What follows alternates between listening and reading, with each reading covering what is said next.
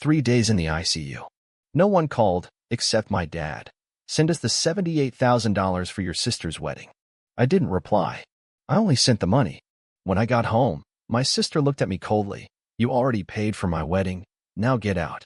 I'll call you when I need more money, while Mom laughed. So I went to her wedding, stepped up to the altar, and exposed her in front of everyone. Then I pressed one button, and every phone in the room lit up. The groom read the message and I remember the fluorescent hum of the ICU ceiling lights more vividly than the pain. It's strange what your brain chooses to focus on when your body is in survival mode. Tubes in my arm, oxygen up my nose, machines beeping in chaotic rhythm. I had been unconscious for almost 12 hours after a sudden cardiac episode, my body's way of waving a white flag after years of nonstop overwork and stress. When I came to, there was no one by my side. No worried faces, no warm hands holding mine. Just the soft murmur of nurses and the rhythmic beep of my heart monitor. I thought maybe my phone had died. Maybe they didn't know. Then I saw it, my phone, fully charged, untouched. No missed calls. No messages. No one came. Except for one. A single text from my father, timestamped 6:42 a.m. Send us the $78,000 for your sister's wedding. Don't make her stress. You promised. Not a how are you? Not, are you alive? Just another transaction request, like I was some cold ATM machine coughing up cash on command. I didn't reply, but I sent the money. $78,000. Straight from my savings. The one I had built after working 80-hour weeks, skipping vacations, and living in a shoebox apartment while paying for my sister's master's degree, her rent, even the down payment on her new car. And now, her wedding too. 3 days later, I was discharged. No one came to pick me up. I took a cab home, still groggy, bruised from the IVs, and aching in places I didn't even know existed. I opened my apartment door, expecting silence. Instead, there was a message waiting on the hallway mirror, written in her handwriting. You already paid for my wedding. Now get out. I'll call you when I need more money. And from the kitchen, I heard Mom's laughter echo like a nail in a coffin. That was the moment something inside me fractured. And it was the same moment something else finally woke up. I smiled. Because I already had a plan, and her wedding would be unforgettable for all the wrong reasons. Growing up, I learned early that love in my family was transactional. I was the eldest, the fixer, the provider, the responsible one who never asked for anything. My sister, Bianca, was the queen, the golden child with the plastic smile and diamond-studded tantrums. And I was the invisible scaffolding holding everyone else up. When I turned 21, my parents sat me down and told me I was officially the man of the family. My dad's business had gone under, Mom was having emotional issues, and Bianca had just decided to pursue a master's in luxury fashion branding in Milan, because apparently Paris was too basic. I paid for all of it. By 28, I'd covered Bianca's tuition, her apartment in Italy, and her 3 failed business startups. It's just temporary, my dad said. She'll pay you back when she's successful. My mom promised, we're so proud of you, honey. You're keeping this family afloat. They never asked how I was, what I wanted, who I was dating, if I was eating. I worked in tech finance, freelancing on the side, building wealth in silence. No one knew I had quietly paid off my own condo, or that I had nearly $250,000 in savings, money I had built while pretending I had nothing. I dressed modestly, lived frugally, and sent Bianca money whenever she called sobbing, please, I'm in trouble. There was always a new emergency, credit card debt, a crashed car, a canceled lease. And I always fixed it. But the wedding? That was different. It started with a family dinner at my parents' home 6 months earlier. Bianca wore white, always white, and showed off her 3.5-carat ring like it was her birthright. Her fiancé, Jordan, was a soft-spoken real estate influencer who looked at her like she was a walking investment. I've booked the Grand Oriana Ballroom, she announced, as though she had just won a Nobel Prize. 1,200 guests. Open bar. Flower wall flown in from Amsterdam. I blinked. That'll cost you close to $150,000. She just smiled. It's already handled. That night, my dad pulled me aside in the garage, where the air reeked of oil and false intimacy. Son, he said, clapping a hand on my shoulder. This wedding is for the family's image. You know how people talk. Bianca deserves this. And who's paying for it? I asked, knowing the answer. He smiled, like it was the most obvious thing in the world. You are. We only need $78,000. We'll cover the rest. My pulse thudded. You're joking. She's your sister, he snapped. Don't be selfish. That word, selfish. They used it like a whip. Any time I hesitated, any time I expressed the smallest boundary, they lashed me with it. I said I'd think about it. And I did. For weeks. Then the heart attack happened. I'd worked 17 days straight, barely sleeping, surviving on vending machine food and coffee. I collapsed in the middle of a client Zoom call. When I woke up in the ICU, barely able to breathe, I reached for my phone expecting. What? Concern? Compassion? All I got was a text. Send us the $78,000 for your sister's wedding. No, are you okay? No, we're coming. Just money. So I sent it. I left the ICU 3 days later. No family. No flowers. Just the Uber receipt on my email. When I walked into my apartment, Bianca was waiting inside. She had my spare key, because of course she did. She stood there with a stack of bridal catalogs and not a flicker of emotion on her face. You're late, she said. I wanted to go over the final invoice. I was too stunned to speak. Then she said it. You already paid for my wedding. Now get out. I'll call you when I need more money. My mom, sipping wine in the kitchen, laughed. Don't look so shocked, sweetie. You've always been the giver. Be proud. Something broke inside me then. A wire snapped. Not from anger, but from clarity. I didn't say a word. I just turned and walked out. And that night, I started building my revenge. The Grand Oriental Ballroom smelled like money and narcissism. Crystal chandeliers dangled like spider webs over the 170-person crowd. The flower wall alone had cost more than most people's cars. Hundreds of white orchids flown in from Amsterdam just to spell Bianca and Jordan in cursive. Waiters in black vests served champagne from glass towers. Influencers posed for photos like it was the Met Gala. But I wasn't there to smile. I was there for war. I didn't belong to their fantasy. I wasn't on the guest list. My name wasn't on a place card. Bianca made sure of that. And yet, without me, none of it would exist. The dress, the venue, the food, the fantasy, all bankrolled by the idiot older brother who'd been raised to say yes before he ever learned to say no. 3 days earlier, I'd nearly died in an ICU bed. Alone, hooked up to machines, heart barely beating, work-induced collapse after years of shouldering their financial chaos. And all I got was a text from my father. Send us the $78,000 for Bianca's wedding. Not, are you okay? Not, we're coming. Just a command. I sent the money. But I also sent a message to myself. That was the last time I'd play the part of their human ATM. What they didn't know was that I'd been planning this day for months. Even before the heart attack. Even before the final insult. This wasn't just revenge. This was liberation. At 4:17 p.m., Bianca stood at the altar, glowing in a custom Vera Wang gown that cost more than a year of my rent. Her fiancé Jordan looked like a mannequin in a white tux, grinning vacantly. The officiant began to speak. That's when I walked in. Every head turned. A murmur rippled through the crowd. Is that her brother? Wasn't he not invited? Bianca's face froze mid-smile. She whispered something to her maid of honor. Jordan blinked, confused. I walked right up the center aisle like it was mine, and in a way it was. I'd paid for it. The officiant stuttered. Yes, sir, we're in the middle of. I took the mic from his hand. Bianca's eyes widened. What are you doing? I looked straight at her, then at the sea of guests. I just need 2 minutes, I said. Then you can go back to pretending this was built on love and not manipulation. Gasps. Whispering. Phones raised, recording. I want to thank everyone for coming, I said calmly. Truly, it's important to be here when someone begins their new life. But it's even more important to know what kind of person you're celebrating. Bianca stepped forward, her voice low and venomous. You're ruining everything. No, I said. I'm correcting everything. And then I reached into my pocket and pressed a button on my phone. Every phone in the ballroom buzzed at once. Hundreds of guests startled, pulling out their devices. I had created a custom mass text. I'd hacked Bianca's wedding website weeks ago and harvested every RSVP email and number. The message read, Hi. Before you toast the bride, take a moment to know who she really is. Attached is the truth. Attached were PDFs, screenshots, audio files, a file dump exposing over a decade of lies, screenshots of bank transfers, over $230,000 wired from me to Bianca over 10 years. For school, for apartments, for bailouts, for dresses, for emergencies. Every penny traced, every one labeled family help. Audio recordings. Bianca bragging to her friend on a voice note. He's pathetic. I can make him pay for anything if I fake cry hard enough. He's basically a sad wallet with trauma.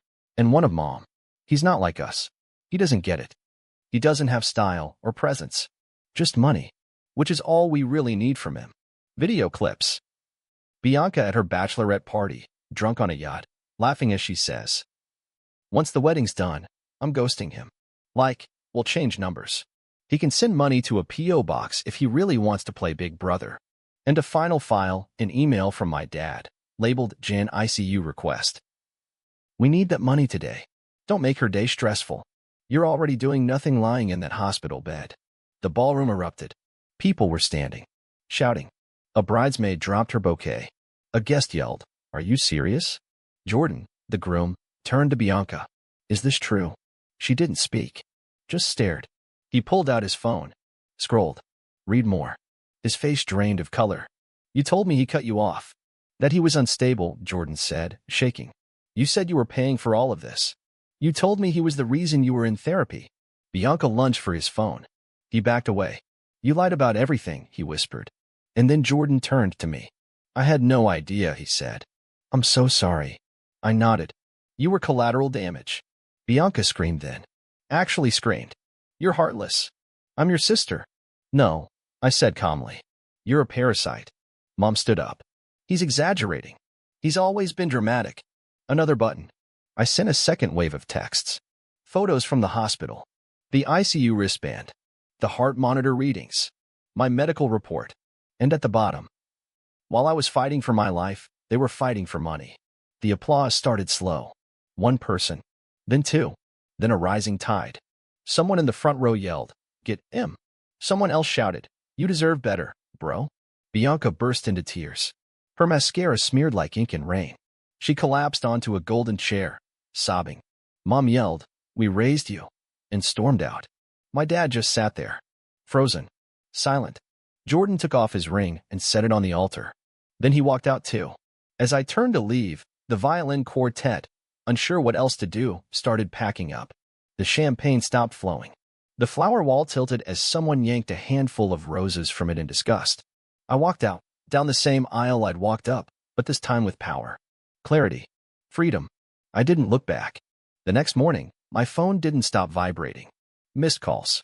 Voicemails. Texts. Some from numbers I didn't recognize, others from relatives I hadn't heard from in years. The message was always the same, wrapped in different tones. I had no idea. She always seemed so sweet. "You did the right thing." One of my cousins sent a simple text. "You freed yourself." That part was true. For the first time in my adult life, I wasn't chained to their demands, their guilt, their bottomless needs. I was free. The weight I'd carried so long of being the fixer, the wallet, the emotional punching bag, was gone. But not everyone handled it so gracefully. By noon, my mother had already left me 3 voicemails. All rage and panic. "How dare you humiliate your sister on her special day? We're family. Do you know how many people saw that? How many talked? Your uncle's wife said the whole bridge club is gossiping about us. You've ruined your father. You broke this family. The same family that didn't visit me in the ICU. That didn't check in after the surgery. That never asked if I was okay." Later that evening, Dad finally called. Not to scream. Not even to scold. Just a quiet, tired voice I barely recognized. I didn't know it had gotten that bad. I didn't reply. "You always seemed fine. Strong. Reliable." "I was dying, Dad," I finally said. "And all you asked for was money." Silence. "I thought you were just tired," he whispered. I almost felt sorry for him for a second. Until I remembered the years of silence when I needed him. The years of blind favoritism. Of stepping aside while they drained me. "I'm done," I said. "Done what?" "Done playing your savior." He hung up. A week passed. The media got wind of the wedding debacle. Apparently, one of the guests was a TikTok lifestyle blogger who had posted the confrontation live. The video hit 2 million views in 3 days. Bride gets exposed by brother at $150,000 wedding, groom walks out. Comments flooded in. "He's a legend. That brother deserves a standing ovation. Good on him for not staying silent." Bianca, on the other hand, went dark. She deleted her social media. Her influencer deals collapsed overnight. The wedding planner demanded the remaining balance, over $45,000, which she couldn't pay. Turns out, all the money she saved was spent on pre-wedding photo shoots and designer shoes. Jordan officially called off the marriage. He moved to San Diego 2 weeks later. A friend of his messaged me. "Dude, you said you saved his life." As for my mother, she organized a pathetic attempt at damage control. Called a family meeting. Tried to rally uncles and aunts to guilt me into apologizing. Only 2 showed up. One, my Aunt Clara, walked in, hugged me, and said, "It's about time someone said the truth." Mom cried, blamed me, tried the usual lines. Family is about sacrifice. Your sister's just emotional. You didn't have to destroy her. But I did. I had to destroy the illusion. Because for years, they believed I was a resource, not a relative. A living donation machine in human skin. I had to destroy what they thought I was in order to become who I really am. And who was that? Someone finally living. I took a sabbatical from work. I traveled to places I wanted, with money I kept. I booked therapy sessions, got a dog, bought a new suit, moved to a loft that I didn't tell my family about, changed my number. I started writing again. Stories, memoirs, everything I'd buried while paying their bills. A few months later, I received a letter in the mail. Handwritten. No return address. It was from Jordan. "Thank you. You gave me the truth. And you gave me the courage to walk away from a nightmare. I hope you're living your best life now. You deserve it." I folded that letter and placed it in my desk drawer. It wasn't just closure. It was proof. I did the right thing. And Bianca? Last I heard, she was working at a boutique downtown. She tried to get back into content creation, but the internet never forgets. Her name is still associated with Bridezilla brother scandal on search engines. She never apologized. Not once. But that's okay. Because I stopped needing her apology. It's been 8 months since the wedding. 8 months since I walked into a gilded ballroom and turned a fantasy into a firestorm. Since I burned down the carefully constructed palace of lies my family had built on my back. And not once have I regretted it. People always say confronting your family is harsh. That blood is thicker than water. That you should just talk it out. Those people have never had their veins sucked dry by the ones who claim to love them. They've never had a heart attack in a sterile hospital room and been asked for $78,000 while gasping for breath. They've never been raised to think love only exists when you pay for it. Let me be crystal clear. I don't owe my family anything. Not my silence. Not my forgiveness. Not a single cent. I don't regret what I did at the wedding. I regret not doing it sooner. Now, when I wake up, I don't check my phone for requests or guilt-tripping messages. I don't have to wonder if I'm going to be shamed into covering someone else's bills. I don't live in fear of being called selfish for simply choosing to live my own life. Now, I get to choose. I choose peace. I choose quiet. I choose me. And what's ironic? The very people who said I was the broken one, too cold, too distant, too obsessed with work, were the ones who shattered every boundary I tried to build. They called me a robot while draining my savings. They mocked me for being alone while taking every ounce of strength I had. Bianca hasn't spoken to me since the wedding. I haven't reached out. I hear she's bitter. That she tells people I hijacked her special day. Good. Let her tell them. Let the story spread. Because when people ask me what happened, I tell them the truth. I paid for silence for 34 years. At the wedding, I finally bought my voice. A few weeks ago, I ran into someone unexpected, Bianca's old friend Clara. She pulled me aside in a bookstore and whispered, "You know, she's still furious. But some of us were rooting for you the whole time." I smiled. That's enough. Even better? I'm not alone anymore. About 3 months after the wedding, I met someone. Her name's Dana. She's nothing like my family. She listens. She doesn't ask for anything. The first time I told her the whole story, I expected the usual pity. Instead, she looked me dead in the eye and said, "You didn't burn bridges. You lit the way out of the darkness." Sometimes we sit on the balcony of my loft and talk about the idea of family, how the word's been twisted, how people use it as a weapon. And every time she says the same thing. You didn't lose a family. You lost your jailers.